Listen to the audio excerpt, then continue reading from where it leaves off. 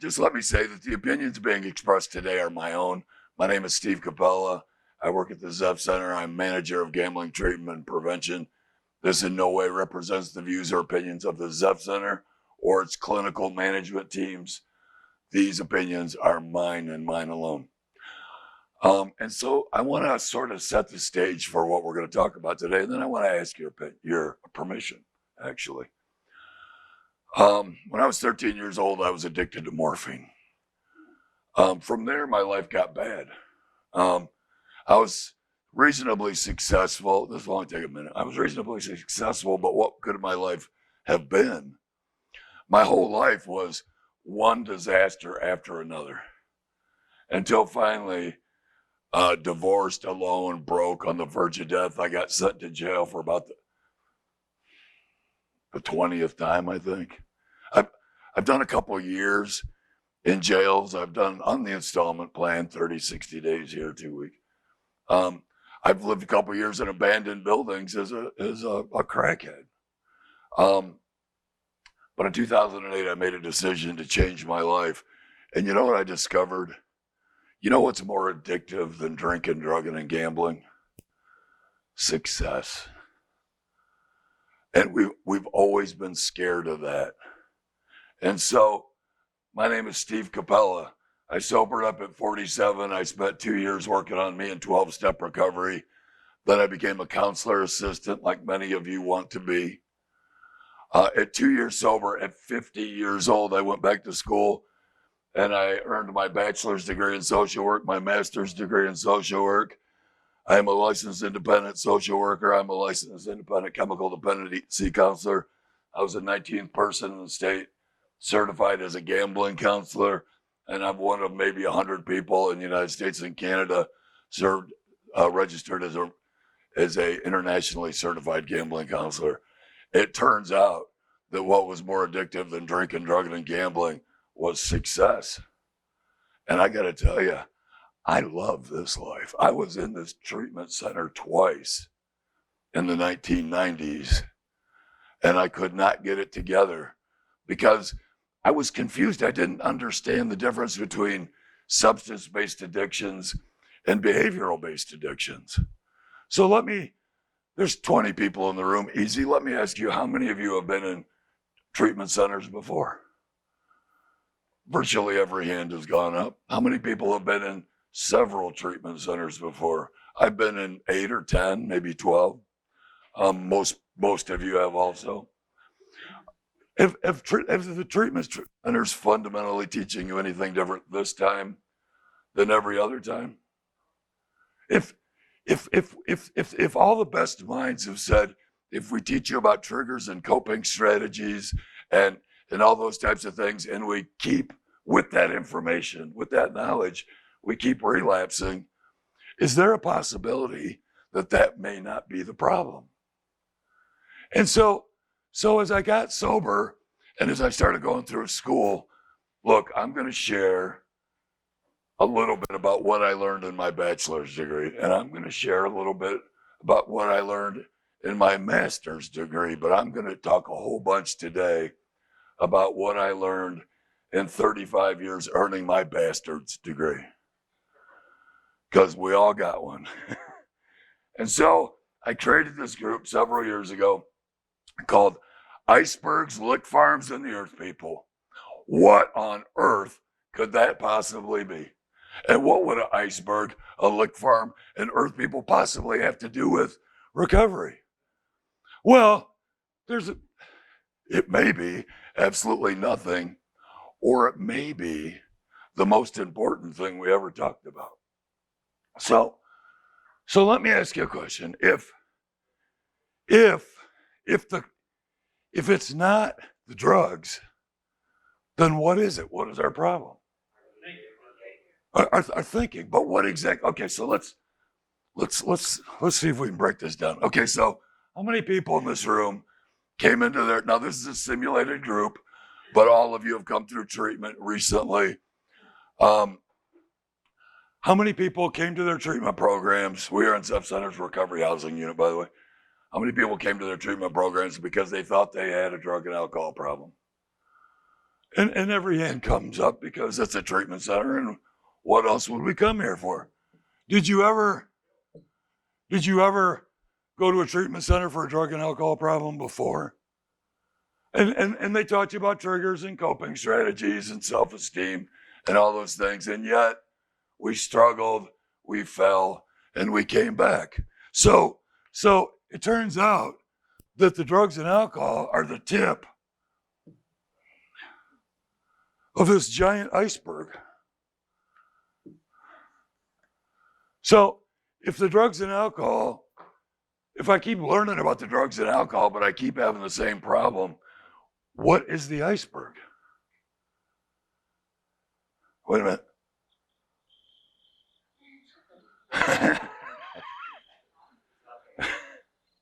Well, let's back up a minute.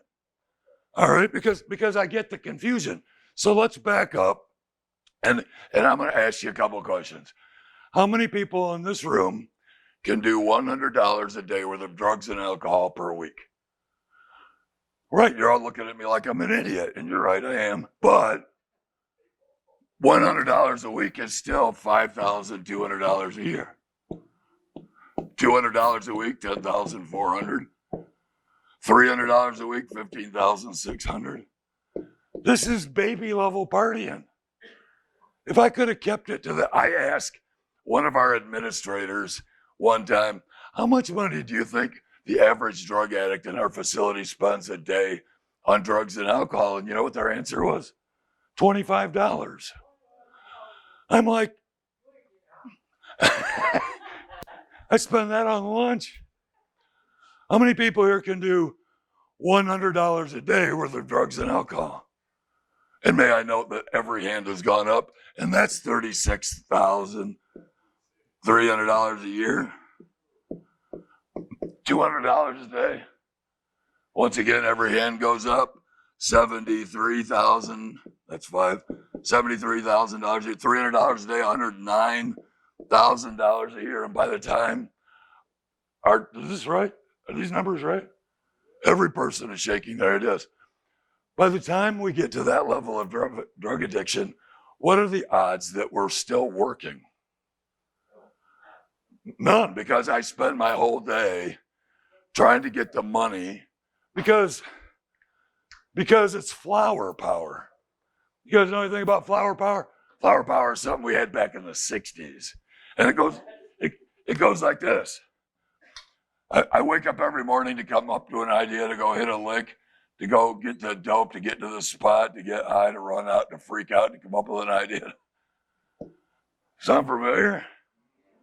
That is my life as a drug addict. People say, well, we'll just sober him up and he'll magically transform into the wonderful person he is inside.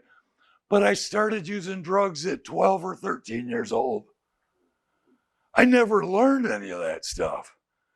And so when you sober me up and expect me to go get a job, I have no idea how to do those things.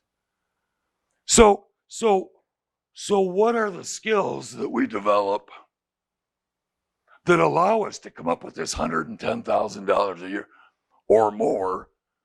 Because there was a time I cashed in a $25,000 401k and it lasted me about 10 days. What were the skills that we developed that allowed us to succeed in coming up with that $300 a day? Right. Wait. We lie, cheat, steal, blame, manipulate. No, he's right. Lie, cheat, steal, blame, manipulate, and justify. Those are the skill sets of an addict. And look, some people are offended, and I've heard PhDs say, oh my God, you can't call people a liar. Well, you know what? I was the best liar in the world.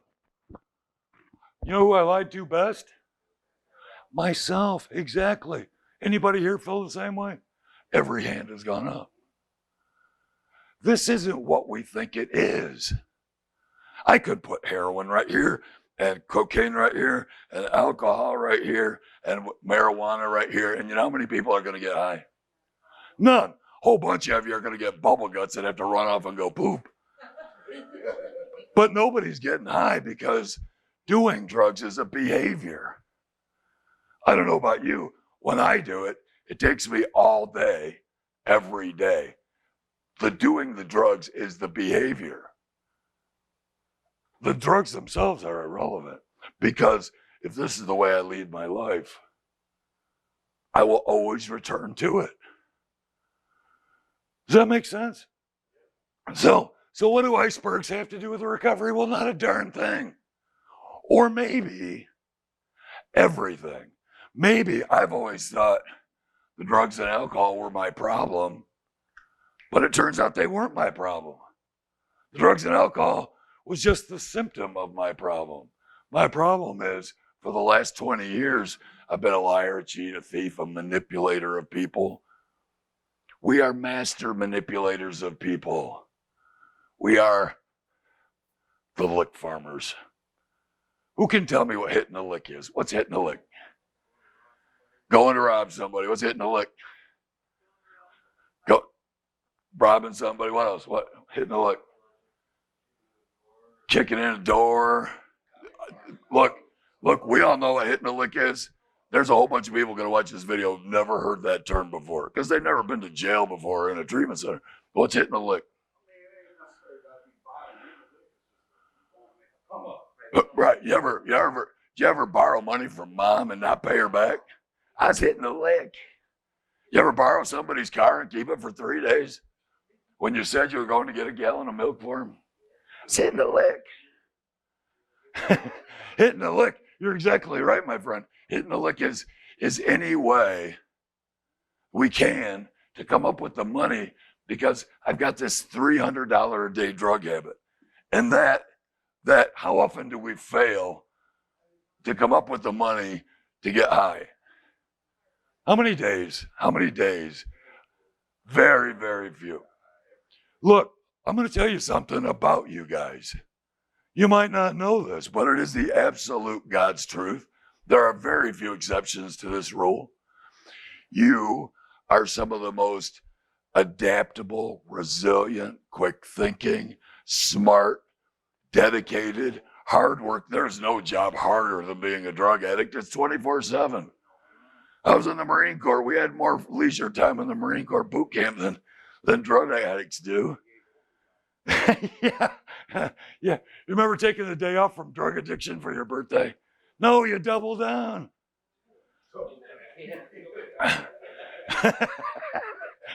Well, because there's gamblers, right? Hadn't even thought about that. We become the greatest lick farmers because I have lick farms all over town. I got mom's house and grandpa's house and my aunt's house and my ex-wife's house and my girlfriend's house and my current wife's house and the Zepf Center.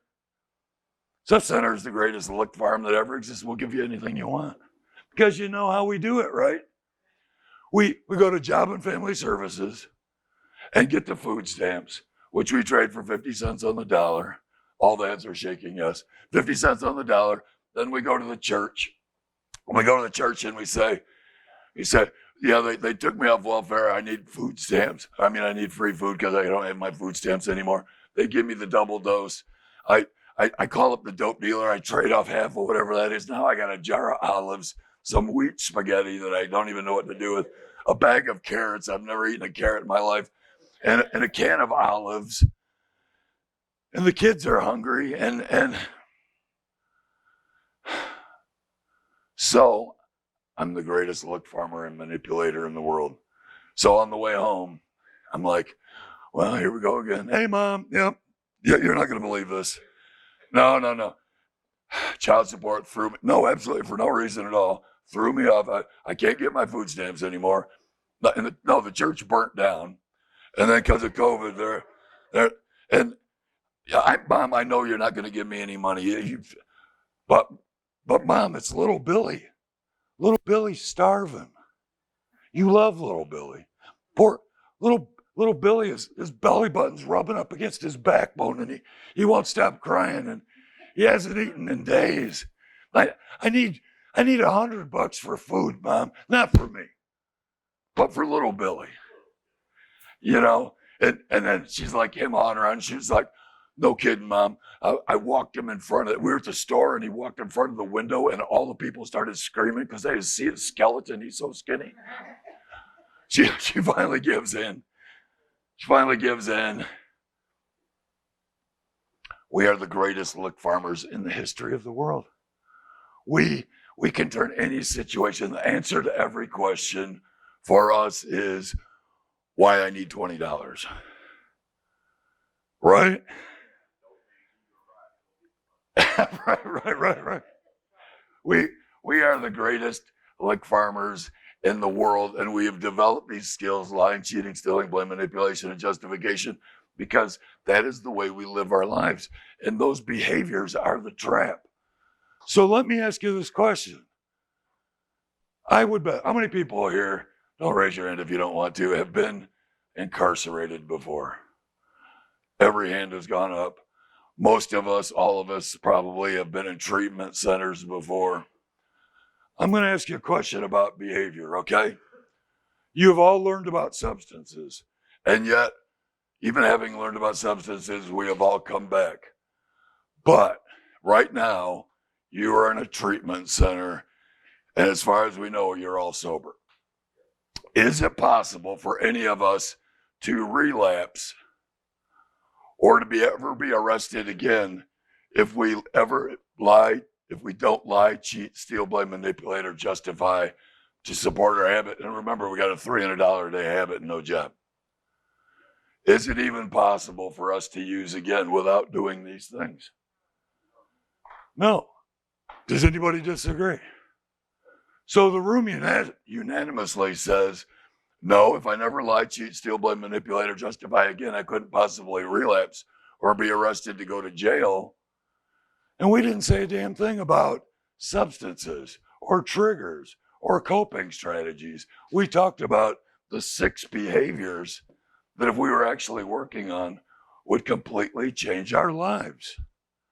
This isn't about learning about substances. This is about changing our behaviors. Because everything in our life has become about lick farming. And Janine drew this beautiful picture of a lick farm barn because I thought that would be funny. But I think if we do it again, it'll have like a Rolling Stones tongue on it. We are the greatest lick farmers ever. I'll give you some examples. I thought I was Hertz run a car to the dope dealer world. I'm 13 years sober. But at the time, there was a time when I had 3 cars in the impound lot, all because I rented about the dope dealer. One was in a chase, one was abandoned in the road, the other one was in a swoop. The only problem was, at the time, I did not own a car. It was my ex-wife's car, my mother's car, and my aunt's car. And I remember, you guys ever been down on Dura to the impound lot? Most of us have probably been down there. And that little trailer, or at least, 15 years ago there was. And I walked in, and I'd been in there so many times that the short little lady sitting behind the counter, it's filled with people. And I walk in, and from across the room, and now I got my mother and my ex-wife and my aunt with me. All of them, I have told this story to, and I don't even know what I told them. And she, from across the room, she yells, "Steve, you renting out your car to the dope dealers again?" And I'm like, Jesus. Shh. You're going to blow my cover. I don't know the lies I told that day. I don't know who I blamed or how I justified it. But I was so good at it. In the future, they let me borrow their cars again. That is insane. I am a master manipulator. I'm a master lick farmer. Now, why a lick farmer? Why not a lick manufacturer? Well, let me explain. Some licks occur naturally.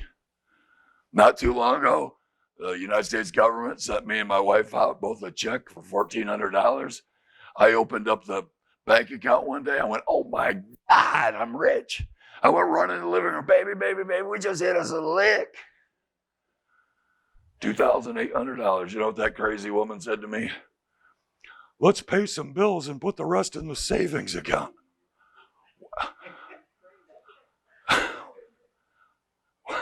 It's still in the savings account. It's crazy. Sober life. It's kind of nice, though. Kind of nice to have a savings account and pay the bills. We're the greatest lick farmers in the history of the world. We should have our own color of green, like Lick Farm green. We should have like a John Deere Lick Farm dealership. They should write country songs about us. We should have our own radio channel. In fact, they started to make a TV show, and they had a theme song, and it was about lick farming, and it was sung to the old Green Acres song, and it went like, lick farming is the life for me. Zepf Center is the place to be. No, I'm just kidding. We are the greatest lick farmers in the hit. We should have like lick farming merch. Support our lick farming channel. We'll take Janine's barn, and we'll take a Rolling Stones tongue, and we'll make it the lick farming channel, and it'll be perfect. We are the greatest manipulators and lick farmers on earth. And let me tell you, I think we've all done this. I used to go over to my grandfather's house. Now, he's long since passed away, but he's 93 years old, and he's blind. And in my way, I love him, but I just manipulate the hell out of him. And so I go over every Sunday because I perpetrate like I'm here to visit, but it doesn't matter what the weather's like. Could be a complete dust bowl outside. May not have rained in 4 months. But the story I'm telling Grandpa is, well, the grass is really long and needs cutting. As long as I'm here, I'll just go ahead and take care of it. Now, to hit a lick properly, you never ask for the money, right? No, you insinuate why the money would be really handy, and then you manipulate them until they offer you the money, because that's the lick, baby. Right? So I would go out and cut the grass, and maybe there's a giant dust bowl out there, and I smoke out the whole neighborhood, but he doesn't know. He's blind. He's sitting in the chair. And then I go back in and I start telling him why $20 would be really handy. But see, I got a $300 a day drug habit, and $20 is going to get me by for a minute, because that's the way I roll, baby. But I got to come up with this $300. And so all over town, in all my lick farms, Mom's House, the Zepf Center, Job and Family Services, the church, everywhere, all over town, every one of them is my lick farm. And so if you're going to farm, look, turns out you can't manufacture a lick. You got to grow it. And if you're going to grow it, it starts with a seed. What's a lick seed? What do you think a lick seed is? Yeah, it's a little seed I plant in your brain. A lick seed is a lie. And I plant it in your brain. I plant it in Grandpa's brain. You guys know what the best thing to grow a lick in is? Bullshit. I plant the lick seed, I cover it with bullshit, and then I need time for rain and sunshine to come out, because I want this lick to grow like corn. I want this thing 15 feet tall. I want a stem like that. I want a monstrous lick that I'm going to be, and I got them growing all over town. So I cut Grandpa's grass. He gives me the 20, and it's like a dance. It's not the deal, but we've done this so often. When he opens up the little drawer, and he has an envelope, and in that envelope is always one $20 bill. Because he knows if there's more than one $20 bill, because he's blind, there won't be when I leave. One $20 bill he pays me. But that ain't going to get me very far, so I have to plant a lick seed. You ever told this story? My grandfather eventually replaced all 7 tires in my car. because I would do that. I don't know what it is. It's spellbinding and amazing. About once a month, I have this tire on my car, do you ever do this? And it just goes flat.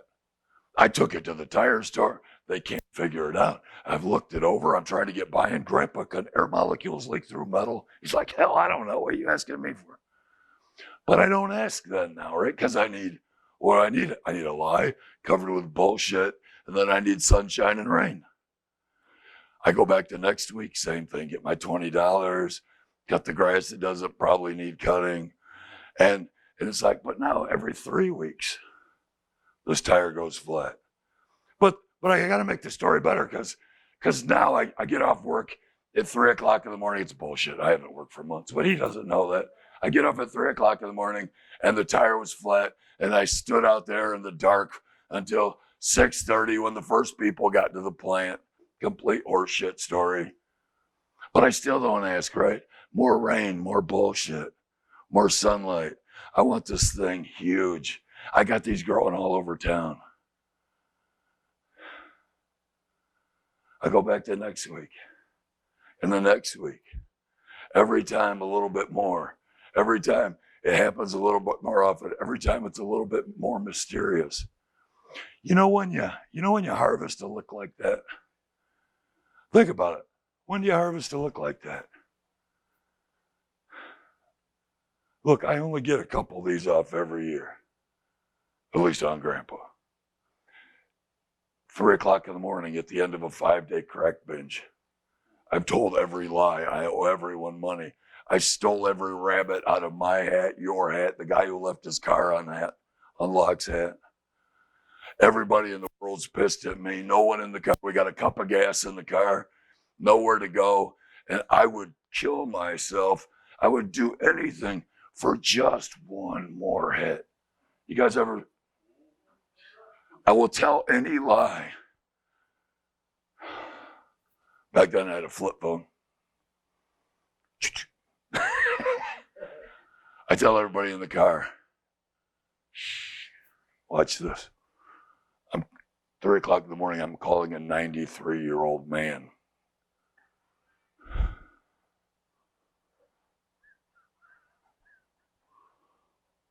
Oh my God, Grandpa, Jesus, you wouldn't believe what just happened. Remember that tire I was telling you about? I was driving down the road at 70 miles an hour, and the tire blew out, and the car spun, and I almost hit the wall. And oh my God, I got to go to work in the morning, and I don't know what I'm going to do. Oh, crap, there's the State Highway Patrol. They're on the other side. Oh my God, if they come back, I'll be in so much trouble. They'll impound the car. I'll never be able to go to work again. Grandpa, I have a friend. He's got a tow truck and a shop, and I just talked to him, and he said that he would come over and tow the car. Oh my God, if that cop turns around, I'm in so much trouble. He could tow the car to his shop, and he thinks he has the parts and he could have it fixed by morning. Oh my God, Grandpa, I need $700 right now. Right now, $700. That's all I need. Why $700? Because I know that's what Grandpa keeps in the safe. $800, I got to wait till tomorrow. $705, I got to wait till tomorrow. $700 right now. But I have built so much credibility into this story, and I'm such a great liar because you know what? You guys are right. You know who I lie to best? Me. And if I can make me believe it, and you're a 6 foot tall, 300-pound man crying like a baby because you actually believe your own bullshit, you can make anybody believe it. And Grandpa goes, Steve, but come over and I will give it to you. Now, supposedly I'm not on the highway with no vehicle, but 18 minutes later, I'm standing 30 miles away at Grandpa's house.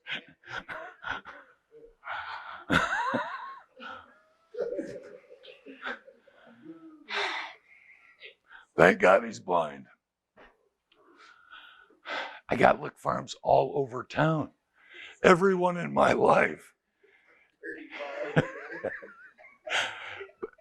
But isn't it true? Now, it's really funny because I could do this group in front of a bunch of college professors, and I could do this group in front of a bunch of administrators, and you know who would laugh? No one.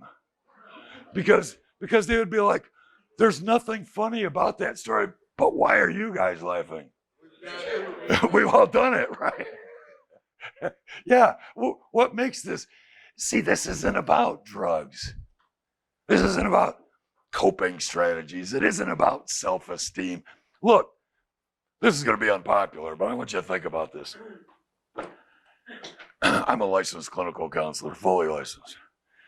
If you came here, and the first day you came into my office, and you had positive self-esteem and positive self-image, I would diagnose you with a personality disorder.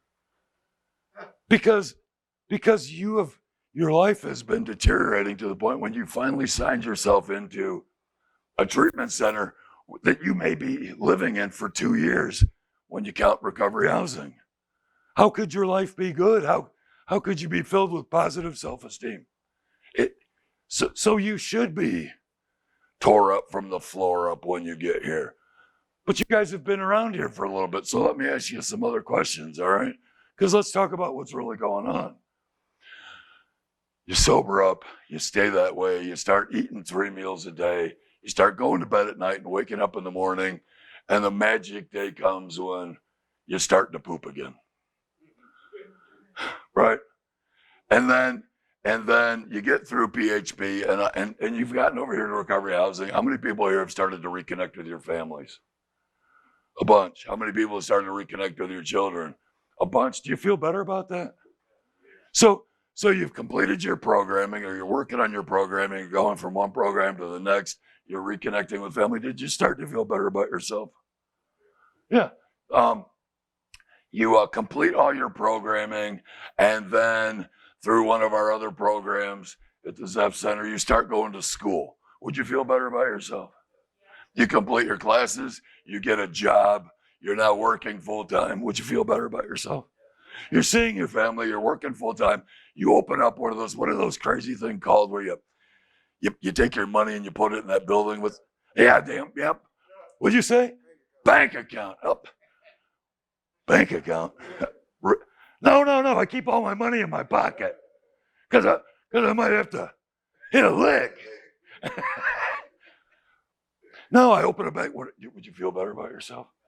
I reconnect with family. I got a savings account. I'm putting money away. I'm building a life for myself. I've reconnected with my family. They're telling me they love. Do I feel better about myself? Self-esteem is self-healing. It's a byproduct of the way we live my life. When my life is a veil of tears and a story of tragedy, I have crappy self-esteem. But short of mental illness, it's self-healing. You know what I discovered? The only thing more addictive than drinking, drugging, and gambling was success. When I started getting these letters, I'm like, I love these letters. And then I realized if I get one more letter, I'm going to break the business card model at Zepf Center, and they'll have to completely redesign the business card because nobody's ever had this many letters. And you know what I thought? I'm going to hit me a lick, baby. And I did. And I wanted my business card to be like letters and then printed around the back. They wouldn't do that. But I thought that would be really cool. Would that be cool, Megan? But they wouldn't do it. But I did break it. And I'm quite proud of that. And there's a couple more letters I think I might get eventually. Because I love success. But you know what I had to give up to be successful? I had to give up the lying, the cheating, the stealing, the blame, the manipulation, and justification. You know what I had to do? You know what behaviors I had to change? If I didn't want to be a liar, I had to learn how to be honest. If I didn't want to be a cheat, I had to find what the opposite of all these things were. If I didn't want to steal, I had to become an honest man. I had to become a working man. I had to learn. I had to burn down the Lickfarms. I had to salt the fields so that Mom knew and Grandpa knew what my MO was, so that I could never, even if I fell back, I would never be able to do that to them again. Because how many times have we not told somebody something, or we didn't throw away our rolling tray and our pipe and our papers from when we were kids because someday I just might need it? Or maybe we got some needles stuck up in the basement someplace because I just might need it. But if you ever put anything away because you just might need it, what do you think the odds are you're gonna need it? Every time. Story of my life. And look, I don't know you and you don't know me, but I know 1,000 people like us. Does this make sense, what we're talking about today? Because it's not about the drugs and the alcohol. It's about the behavior surrounding the drugs and alcohol. What do Icebergs and Lickfarms have to do with recovery? Not a damn thing. Wait a minute, maybe it's everything. Maybe it's everything. Maybe we keep coming back to these places because we're working on the exact wrong thing. So who are the earth people? I love the earth people. The earth people are the best people on earth because I can manipulate the shit out of them. Yeah, they're working people. I remember in jail, we'd be like, yeah, man, he's soft. I'm hard. I'm hard. I remember being out there's a regional jail here called Stryker. And I would be out there and I'd be walking around in the snow in my flip-flops when you used to go to Chow. And I'd be walking across there, and it turns out that I'd been there so many times, everybody's known. And they're like, right. And I'm like, man, I'm hard. Because I'd be walking across out in this courtyard, and they'd be like, yo, Big Steve. And I'm like, yeah, man, we bad. We bad. And we laugh about the soft people that we were running game on. You know, because those soft people, the ones we didn't have any respect for, they lived in nice houses, drove nice cars, and had families and went on vacations and kept their. Wait a minute. I'm in jail. I'm the hard guy. You know, it turns out in the end, I wanted to be soft.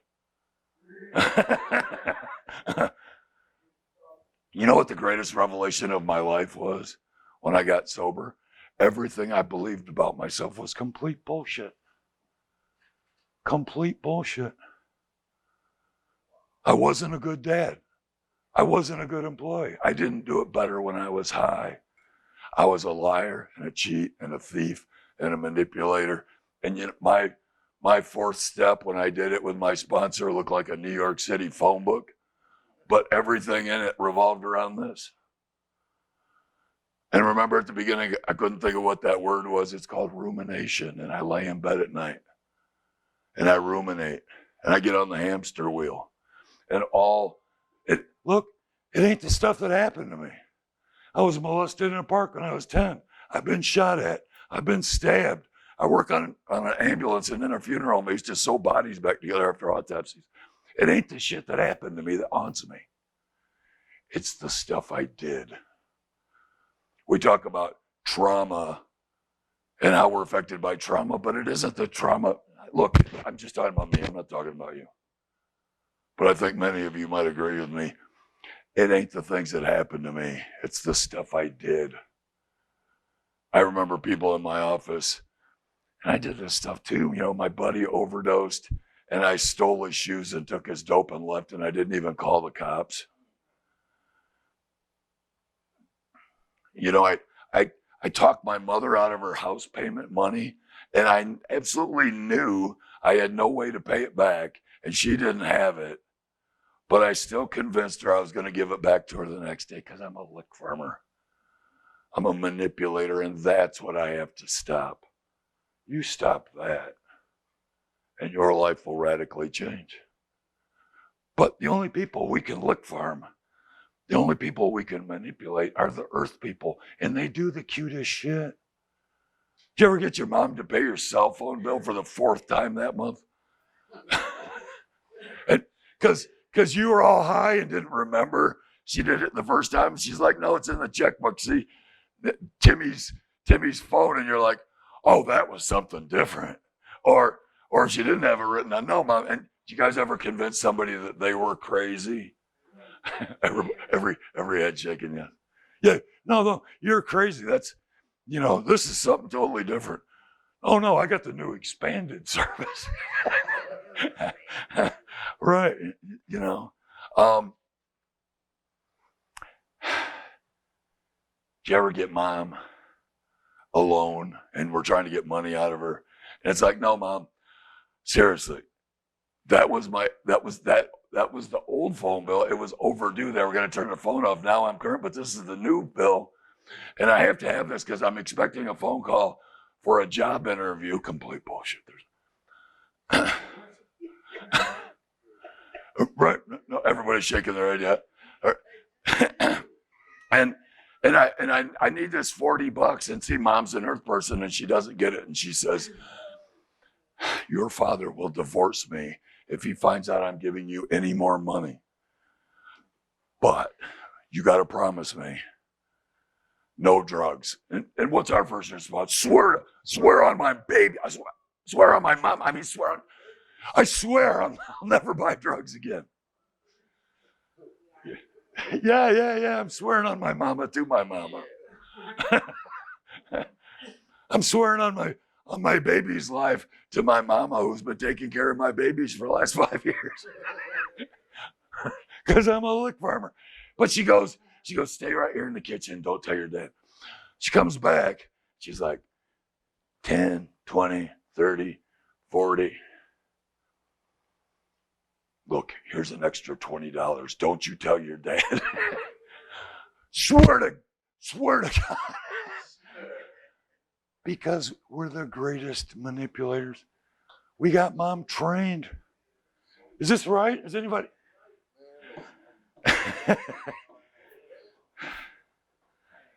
Me and my wife. That's a true story. I love telling this story. This is like 10 years ago. Me and my wife are both in recovery. And about 10 years ago, before I went to college, we're in Applebee's. This is pre-COVID. And if you remember, it was like we had our table right here. There's a little aisle. And then there's another table right there. And we're sitting there. And we get there and we're just talking. And this cutest little couple of, there's like, these people came out of a dollhouse or something. They're both in their like 70s. He's this little paper thin guy in a suit, completely dapper, handlebar mustache, pure white. Like he looked like he fell out of a Norman Rockwell picture. And I don't know where they just came from, but they were dressed to the nines. She was dressed immaculately, makeup perfect. They're one of those couples of like, if you ever looked at somebody and they're like, those people are obviously in love. They sit down next to us and she orders a margarita. But she just got this like little one. I love margaritas, but I didn't know you could buy them in a glass. I thought they came in buckets, right? And because if it's not enough to wash your feet in, why would you even drink it? But so she gets, and she's a cute little lady, and she like gets the margarita and she takes this almost imperceptible little tiny sip. And she's like, oh, it's so strong. And he's like, it's okay, mother. You're going to be okay. And she like sets it down and I'm an alcoholic, right?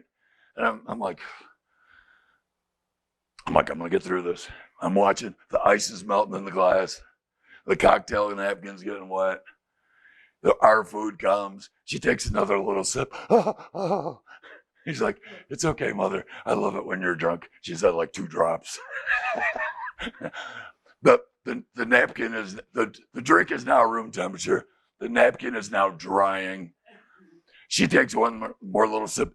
I can't see the amount that she's actually consumed out of the glass. And she's like, oh, I don't think I'm going to be able to finish this. And I'm like, now my alcoholic brain is dreaming, drink it. This is alcohol abuse.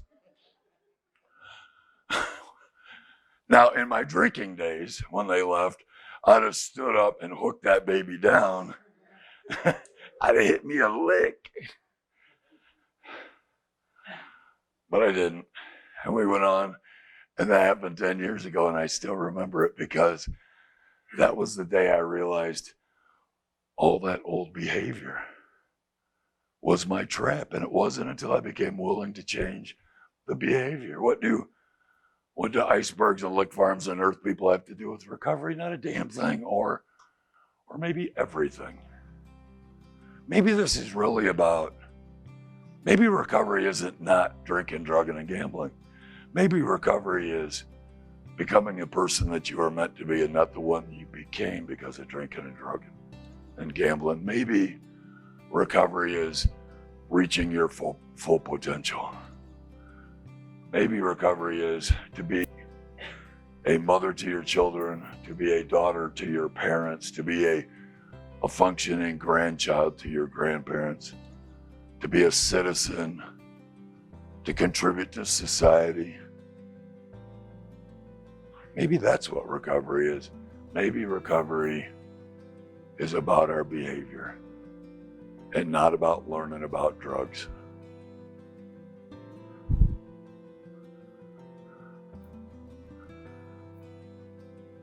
I'm not saying I did all this stuff perfectly. I don't think anybody could. We're human beings. But what I love about people in recovery is people that are truly in recovery wake up every morning trying to figure out how to be better human beings. How do I become the best person I can possibly be? How can you become the woman that you were meant to be? Because you know what, sweetie? You were put here for something, but it wasn't this.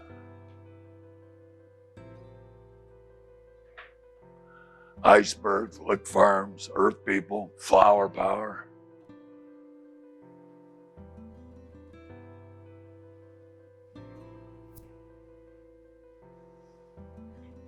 I don't know what the answer is, but on your journey in recovery, I hope you explore these things and think about them, because you just might find that this is the answer. Thank you, everybody.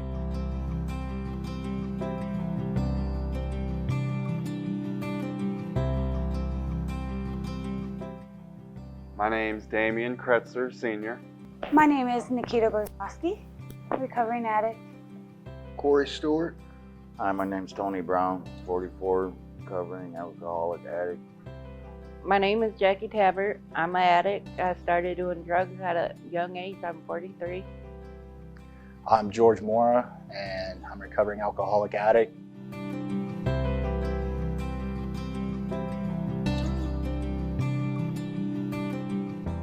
What I learned from today's topic was that my behavioral patterns initiated my drug addiction, causing me to be more involved in my drug addiction. It was a personal story of my addiction because I manipulated and lied to my mother, loved ones, and others surrounded by me. I learned that my behaviors and my old thinking can be changed. It was broken down to me in a way that was very helpful and familiar. The things I've done in the past can be in the past. That addiction is more than what people prolong. You gotta change your behaviors and everything along with it. That my addiction was more of a behavioral problem than just a disease.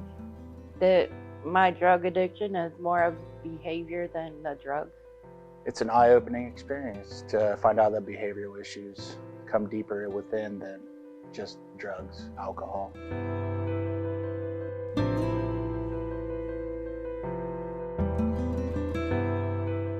Yes, my behavior was a trap because I would do the same behaviors over and over again.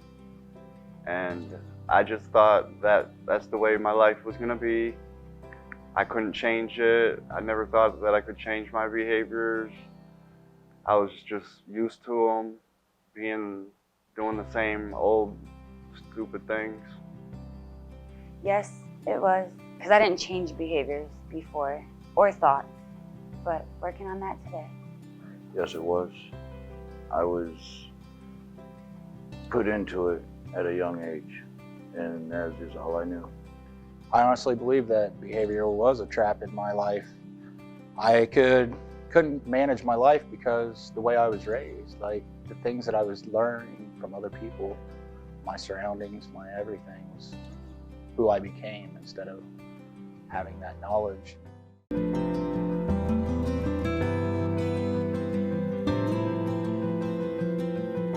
No, I did not find this presentation offensive. It was very interesting, and I related totally to this topic. No, I didn't find this presentation offensive in any way. I thought it was very helpful, and it was broken down in a way that made a lot of sense to me. No. The presentation, it was pretty good. It put more perspective on the drug use of my life. No, I did not. No, I didn't find this really offensive at all. I found it actually eye-opening, like I said. This is a really good thing. I think it should be showed to more people.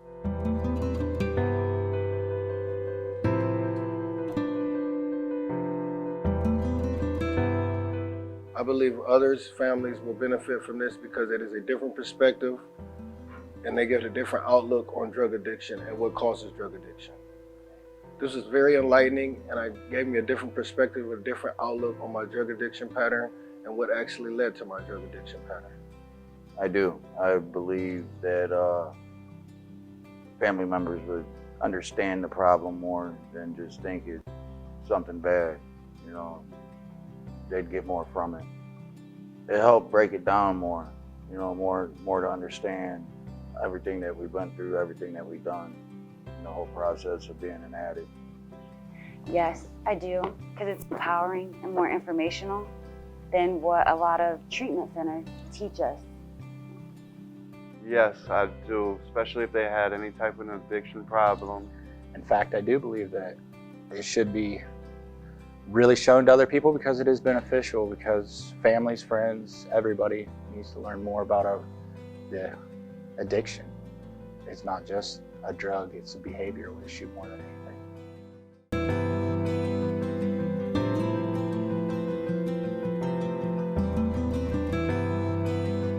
The experience was fun. Everybody that was here was very helpful and exciting to be around, and I liked it. It helped me to look at myself more and what I need to change inside myself.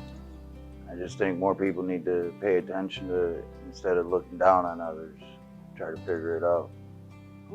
It was interesting. Yes. In my experience, I went through a lot of struggles, doing a lot of crazy things in my time, and I just wanted to share that there is experience, strength, and hope in this, that it does work if you give the program a chance. What I would like to add is that I found it that there are multiple programs out there throughout the United States, but coming to Zepf Recovery Center was the one that really helped me.